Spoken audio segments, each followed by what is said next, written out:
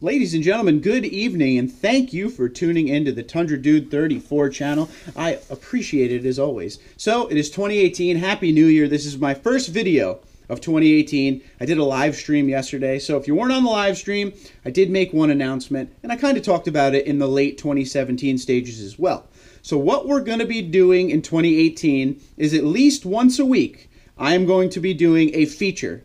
Now, what I'm going to be doing is showing everybody your Tundras. So what you need to do is send me a picture or pictures of your Tundra and some stats on it. What kind of Tundra it is, what year, the trim, and all the stuff you put on it, all the stuff you want to put on it. Whatever you want to send me, tundradude34@gmail.com. Send it to me. So today we are going to get started with that. We have our first feature truck. Okay, so I would like to introduce to you one of my longtime subscriber. His name is Doug. He is from Anchorage, Alaska. And this is his 2016 SR5 Crewmax. Beautiful truck, beautiful scenery behind it. I would always wanted to go to Alaska, and now that I have somebody there, I may actually do it. But here's some of the stuff that he has in it. He has, now mind you, this is an SR5. So the first thing you're going to be like, oh, well, that's available on Tundras, but not on the SR5. So it is an add-on. He has heated seats. He has the OEM running boards, which, if you look at the picture, those are my favorite running boards that are offered by Toyota. He has an SS exhaust tip, the deck rail system, which is optional, TRD shift knob, TRD skid plate, TRD sway bar, TRD oil filter, TRD grill and hood bulge, TRD cold air intake, center console shelf, LED interior lights, LED reverse lights, LED headlight, fog replacement bulbs, Husky floor liners, Xtang Trifecta 2.0 tonneau cover, platinum leather center console top, and a driver grip handle. Now that is a very good setup. I would love to know from Doug what else he has planned. So Doug, I know you're watching because you watch all my videos. Please let us all know what's next for your truck. But yes, definitely a beautiful truck. And I thank you so much for watching and always being a part of the live streams. I appreciate it. So if you guys have any question about Doug's truck, please comment below the video. Tundra is having a little bit of an issue.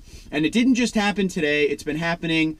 I started noticing it about 5 days ago. Okay, I'm having a weird clunking sound in the driver's side rear when I'm driving and turning. Okay, it's mostly when I'm turning, all speeds, slow, rolling turns.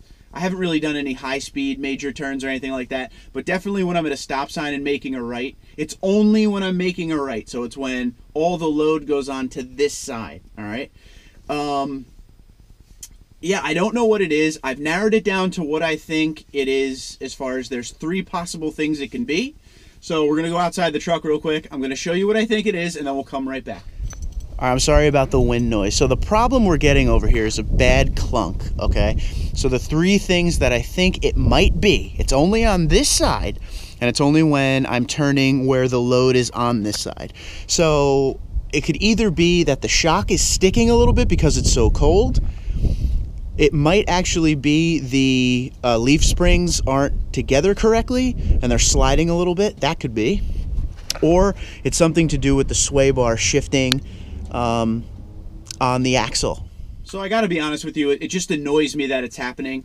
If I had to pick between those 3, I feel like it has something to do with the sway bar. It's probably shifting a little bit. Like I said, it's only on this side. And you got to be careful when you go online to look at, or when you're researching a problem with your vehicle. It's like if you're sick, okay? If you got a little cough and you go on to WebMD and it tells you you're going to be dead tomorrow. Like, it's kind of like that thing. I read a couple things about a possible differential issue, an axle issue, all these crazy things, which I'm really hoping it's not. Like I said, it's only been happening recently. That's why I think it has something to do with the extreme cold weather. Maybe the shock is just not expanding and contracting correctly. That could very well be. I'm going to put my money on that sway bar. But if you guys are having this issue or know anything about this issue, please let me know what you think.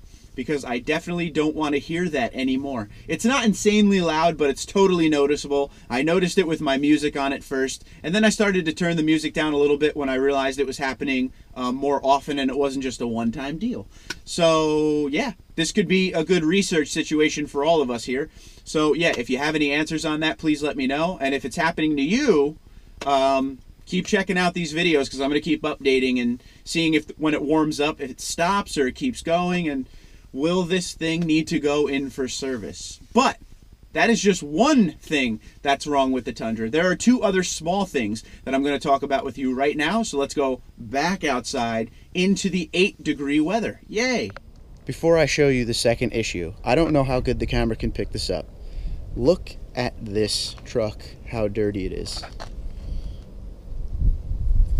It's just all salt. I should write Tundra Dude 34 right here, right? But I'm telling you, it is caked on. I don't know how good the camera's going to pick it up. Look at the 4x4 sign. Look at down here. And it's going to snow tomorrow. Issue number 2, we are going in the bed. And here we are. Issue number 2 is this ridiculous Bedliner, okay? This thing bangs around so much. At first, I thought the issue was the Bedliner. That's what I thought was happening, is every time I turned, it would bang around, but it's not. But yeah, this thing has definitely got to go. It's totally... You can hear that actually when you're going over bumps sometimes, but it's time to get a spray on. We're going to do a Line-X very early in this year. And issue number 3, I don't know how good you're going to be able to see it, but we're getting little nicks here and there from rocks and probably all the rock salt. So we're going to get ourselves a Toyota 218 color paint pen. We're going to take care of this, and then we're going to do the clear coat, so you guys will be able to see what that's all about if you've never done any little bit of paint work to your truck, how easy it really is. But if you're a normal person, this means nothing to you. It's just a chip, no big deal. If you're a car person, this is the end of the world. So first, let's talk about the drop-in Bedliner. I hate that Bedliner.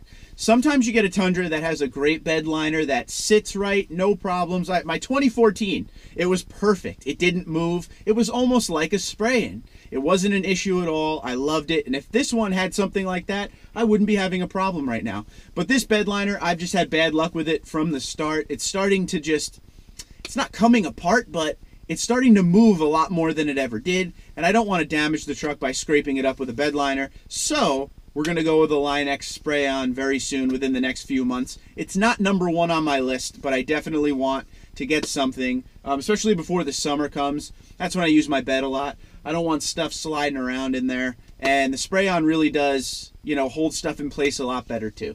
So for now, we're going to deal with it, but I'm tired of hearing it. When I'm on the highway, if I'm on the highway and I'm, you know, on a rougher road at high speeds, you just hear the Bedliner just bumping around the whole time. So I don't want to deal with that forever. So yes, spray-on Bedliner is coming. As far as the rock chip goes in the front, for anybody, like I said, outside, for anyone who's normal, that's nothing. For me, that's everything.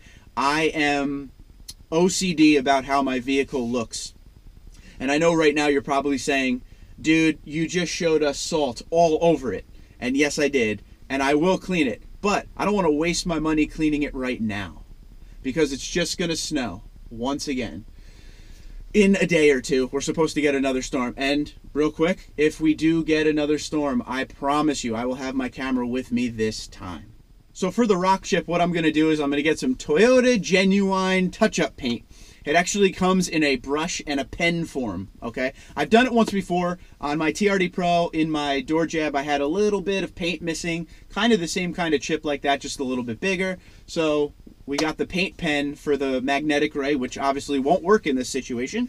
And I actually had Michelle do it, which I will have Michelle do it again, because she has the steady hands to do it. Me, I'm just shaky. I'm a mess. So we're going to have her do that, and obviously we'll make a video doing it. Not expensive. The touch-up paint is not expensive. You just got to make sure you also get the clear coat. You got to make sure you clean the car off so there's no dust getting trapped or anything like that, or dirt. And you got to make sure you do it in a lot warmer of a temperature than it is here today. That is for sure. But we will take care of the rock chip. It's always good to have the touch-up paint, because I'm sure I'm going to have more along the way, and I just can't deal with it. I don't want to see any rock chips. I don't care. I should probably get that protective clear bra or whatever that everybody talks about. The protective film you could put on your vehicle now.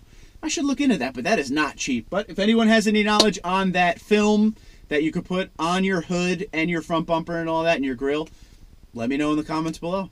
And that is it for me, ladies and gentlemen. Thank you for tuning in. So we got to figure out these 3 issues, and we will take care of each of them, and I will bring you along the ride. And that is what this channel is about: the good, the bad, and the ugly of the Tundra. I'm not just going to sit here and show you everything that's great. I want to sit here and show you every single problem I have with this vehicle, every single good thing about this vehicle. It's going to be basically living with a Tundra every day. What do you have to deal with? Daily driving it. And now we added the supercharger, of course, and we're going to talk about how that is with daily driving it.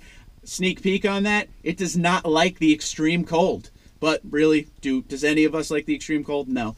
But yeah, so if you have any answers for my issue back here, I would really appreciate it. If you have any great deals or know anybody that puts Line-X in really cheap for a spray on Bedliner, let me know. But as always, Twitter and Instagram at TundraDude34. Like you saw in the beginning of this video, if you liked the feature on Doug's Tundra and you want your Tundra featured in a future TundraDude34 video, please, TundraDude34@gmail.com. Send me a few pictures of your truck. Send me some stuff you've done to it. Send me some stuff you want to do to it. Send me where you're from. Whatever you want, and I will feature you in a future 2018 TundraDude34 video. That is the theme of the year. We're going to be featuring you guys. It's my thank you to you for subscribing. So please, comment below the video. Once again, Twitter and Instagram at TundraDude34. I will talk to you tomorrow.